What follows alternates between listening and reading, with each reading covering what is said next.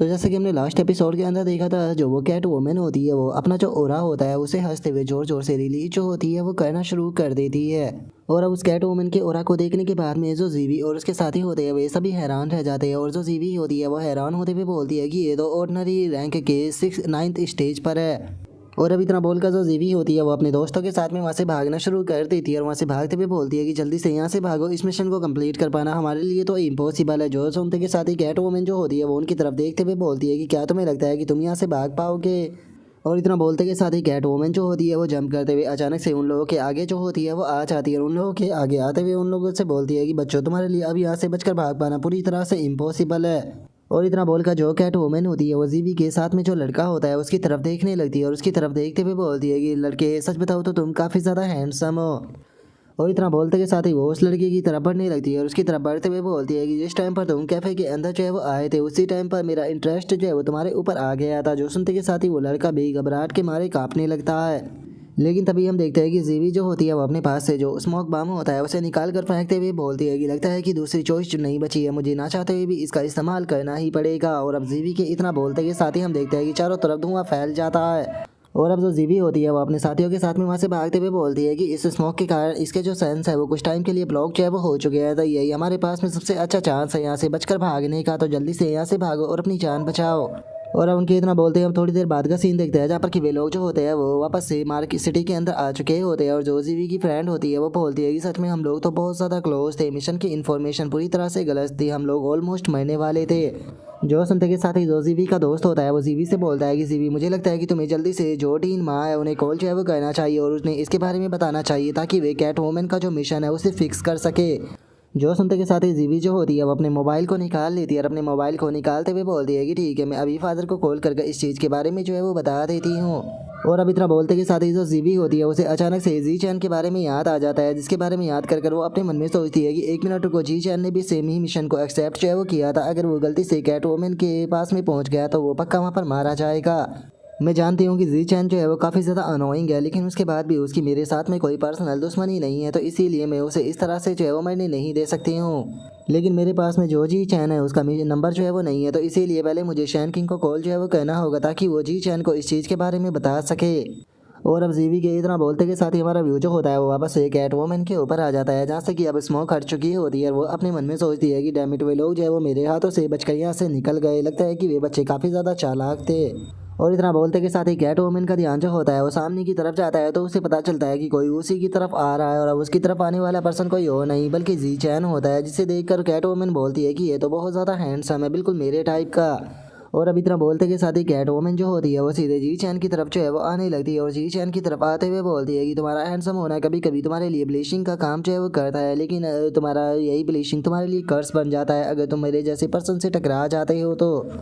और cat women के इतना सोचते के साथ ही जी चैन जो होता है वो अपनी पंच को बना लेता है और अपनी पंच को बनाते हुए अपने मन में सोचता है कि वो अच्छा, तो इससे कैट वुमेन की जो स्ट्रेंथ है वो ऑर्डिनरी लेवल के 9th रैंक पर है, लगता है कि इसके बारे में मिशन की इन्फॉर्मेशन गलत थी। और अब जी चैन को अपनी तरफ आता हुआ देखकर कैट वुमेन भी काफ़ी हैरान जो है वो रह जाती है और हैरान होते हुए अपने मन में सोचती है कि ऐसा कैसे हो सकता है, इसकी स्पीड तो मुझसे भी ज़्यादा है। और कैट वुमेन के इतना सोचते के साथ ही जी चैन जो होता है वो सीधे आकर अपना जो पंच होता है वो कैट वुमेन के मुंह के ऊपर मार देता है। और हम देखते हैं कि जी चैन का पंच इतना पावरफुल होता है कि जो कैट वुमेन होती है वो हवा में उड़ते हुए सीधे जाकर पीछे जो दीवार होती है उससे टकरा जाती है,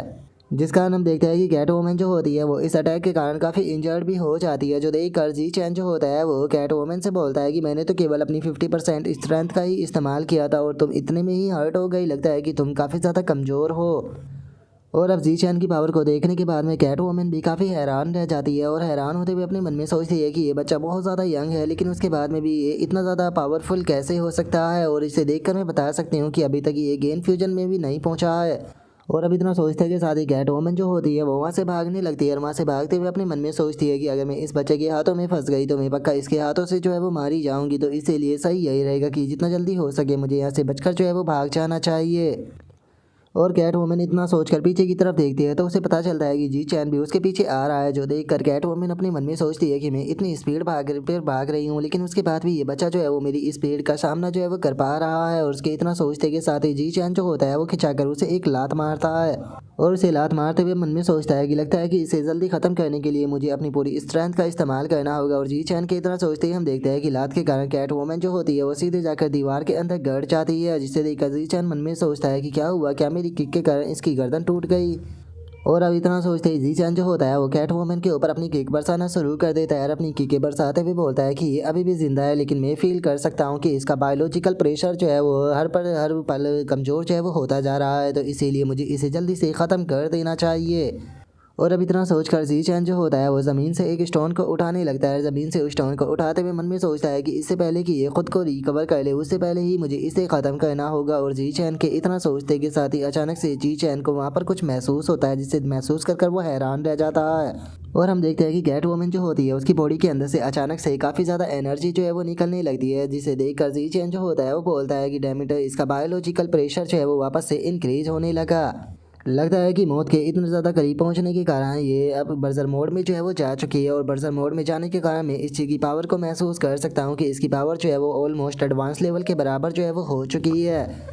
और जी चैन के इतना सोचते के साथ ही वो कैट वुमन जो होती है वो गुस्से में चिल्लाते हुए बोलती है कि ब्रैड आखिर तुम हो कौन। और इतना बोलकर वो अपने मन में सोचती है कि इसने मुझे फोर्स कर दिया यहाँ पर fully shadow night cat gain को एक्टिवेट करने के लिए, जिसका इस टाइम पर मेरी जान तो बच जाएगी क्योंकि मेरी स्ट्रेंथ इंक्रीज हो चुकी है। लेकिन फोर्सफुली यहाँ पर fully shadow cat gain fusion को एक्टिवेट करने के कारण मुझे काफ़ी तगड़ा ब्लैक फ्लैश जो है वो भी पड़ने वाला है। और हो सकता है कि इस चीज़ के कारण मैं काफ़ी लंबे टाइम के लिए यहाँ पर बेड पर ही पड़ी रहूँ। और उसके इतना सोचते के साथ ही जी चैन जो होता है वो अचानक से हंसते हुए जो पत्थर होता है उसे गिरा देता है और उससे बोलता है कि माफ़ कर देना, मुझे लगा कि शायद तुम कोई और हो, इसीलिए मैंने तुम्हारे ऊपर अटैक कर दिया। और अब इतना बोलकर जी चैन वहाँ से जाने लगता है, जिसे देखने के बाद में कैट वुमन जो होती है वो अपने मन में सोचती है कि सच में इस पर्सन की पावर को प्रेडिक्ट कर पाना पूरी तरह से इम्पॉसिबल है। ये पर्सन बहुत ज़्यादा पावरफुल है और मेरे पास में भी कोई भी ट्रम्प कार्ड जो है वो नहीं बचा है। लेकिन इससे पहले कि जो ब्लैक लैश है वो शुरू हो जाए उससे पहले ही मुझे जल्दी से एक सेफ जगह पर जो है वो पहुंचना होगा, क्योंकि अब अगर इस बंदे ने मेरे ऊपर अटैक किया तो मैं पक्का यहाँ पर मारी जो है वो जाऊंगी। तो इसीलिए इससे पहले कि यहाँ पर कुछ भी गड़बड़ हो मुझे एक सेफ पैलेस पर जो है वो पहुंचना होगा। और अब इतना सोच कर कैट वुमन उधर से वहाँ से भागी रही होती है, लेकिन तभी अचानक से उसे कुछ महसूस होता है, जिसे महसूस कर वो पीछे की तरफ देखते हुए बोलती है कि आखिर ये कैसा साउंड है। और इतना बोलकर वो जैसे ही पीछे की तरफ देखती है तो अचानक से हम देखते हैं कि एक लोहे की रोड उसके सर के आर पार हो जाती है, जिस कारण कैट वुमन जो होती है वो सीधे जाकर दीवार से जो है वो गड़ जाती है। और अब हम देखते हैं कि जी चैन जो होता है वो वापस से एक और रोड उठाकर जो कैट वुमन होती है उसकी तरफ आने लगता है और उसके पास में आते के साथ ही सीधे जो वो रोड होती है वो उसके दिल के अंदर गाड़ देता है। और अब हम देखते हैं कि जी चैन कैट वुमन को बिल्कुल भी संभलने का मौका जो है वो नहीं देता और वो रोड से अलग अलग उसकी जगहों पर होल जो है वो करना शुरू कर देता है। और कुछ ही देर में हम देखते हैं कि कैट वुमन जो होती है उसका शरीर पूरी तरह से ढीला जो है वो पड़ने लगता है, जिसे देखने के बाद में जी चैन जो होता है वो अपने मन में सोचता है कि मैं महसूस कर सकता हूँ कि इसका बायोलॉजिकल प्रेशर जो है वो पूरी तरह से डिसअपेयर हो चुका है। और अब इतना बोलते के साथ ही जी चैन जो होता है वो बेशक उनकी सांस लेते हुए जो वो लोहे की रोड होती है उसे फेंक देता है और उसे फेंकते हुए अपने मन में सोचता है कि चलो शुक्र है कि ये मर चुकी है। और अब जी चैन के इतना सोचते के साथ ही जो हमारा आज का एपिसोड है वो भी यहीं पर ही कंप्लीट जो है वो हो जाता है। तो नेक्स्ट एपिसोड के अंदर देखिए कि आगे क्या होता है। अगर आप लोगों को वीडियो अच्छी लगी हो तो लाइक करना, चैनल को सब्सक्राइब करना। मैं मिलता हूँ नेक्स्ट एपिसोड के अंदर, तब तक के लिए बाय बाय गाइस।